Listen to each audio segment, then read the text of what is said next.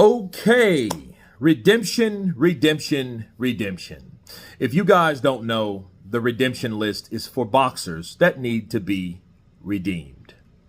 And as fit, the list has grown a bit farther with Martin Bakole. Martin Bakole has joined the infamous redemption list. That's right. And a lot of times people are like, well, hey, why don't you give him a break? He deserved. I mean, he had a draw in his last fight. Well, that's the whole point. I was actually being lenient because of the short notice, because of the last minute notification that he was fighting Joseph Parker. Sure, he didn't deserve to be on the redemption list for that. Okay. Even though I think that led him to get to where he is now. And let me explain. Martin Bakole wasn't on the redemption list because he was beat by Parker. He's on the redemption list because he's not showing the marks, the characteristics of a true athlete that takes his job seriously. He's just not. You know, and we learned that from the Parker fight, okay? And what we should have learned then, as we definitely know now, that Martin Bakole does not stay in shape between fights. You may see him doing something in the gym with his social media, but of course social media is only content, context. See, when you do things in context, you may give people the perception that you've been there, but really in actuality you've only been there about 4 or 5 minutes, maybe tops. And you want everybody to think that you've been getting it in this whole time, but that's not the case. No. You just want people to think that shit. So that doesn't really count. And what we learned about Martin Bakole is you're like 325 or some shit like that going in, or I think he was like 315 going in to fight Parker, which you were 284 the last time you fought. So you're still over 30 pounds north of where you were when you fought the last time. So you like, how do you gain 30 pounds that quick like that? That meant you let yourself go. You didn't train. You didn't maintain. You didn't try any happy medium. You didn't try any moderation tactics or methods. You didn't do any of that shit. What you did was you ate like a pig. You ate whatever you wanted to. You got out of shape. And that's the reason you ended up coming in at 315 to 320 pounds against Joseph Parker.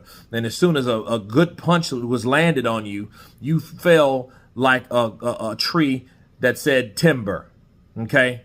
You fell like a bag of bricks. Well, tying that into the last fight with Efe Ajagba, you couldn't keep up with Efe Ajagba to do the job that you started, okay? You were out of shape. You were 300 pounds still.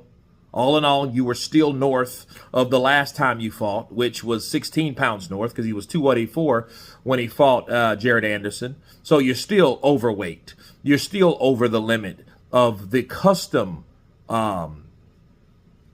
overall weight that because I haven't seen Martin Bakole fight other than that, to be fair. I seen the Michael Hunter fight, but he was a much smaller than that. But this guy's on the redemption list based on the fact that he cannot maintain a healthy diet. And if you if you can't maintain a healthy diet, something may be wrong with you. He's definitely obese, so he may have a problem with food. You know what I'm saying? Food consumption. He may be a glutton, and on top of that, that's the number one. Number two, maybe he underestimated Efe Ajagba, but it had nothing to do with it because he made no adjustments in there against someone that surprisingly boxed very well. Efe Ajagba has improved 58%. He's proved it. I'm not a stiff robot. You know what I mean? If I was a robot, I got a little oil in my joints to make me a lot more mobile, right? So, yeah, he showed that I can box. But Efe Ajagba did a good job boxing someone that had showed us no head movement. He showed us no adjustments. He showed us he couldn't adapt. He showed us that he can be hit. He was like a 300-pound refrigerator that could not be missed. Okay, so that's an issue right there with Martin Bakole.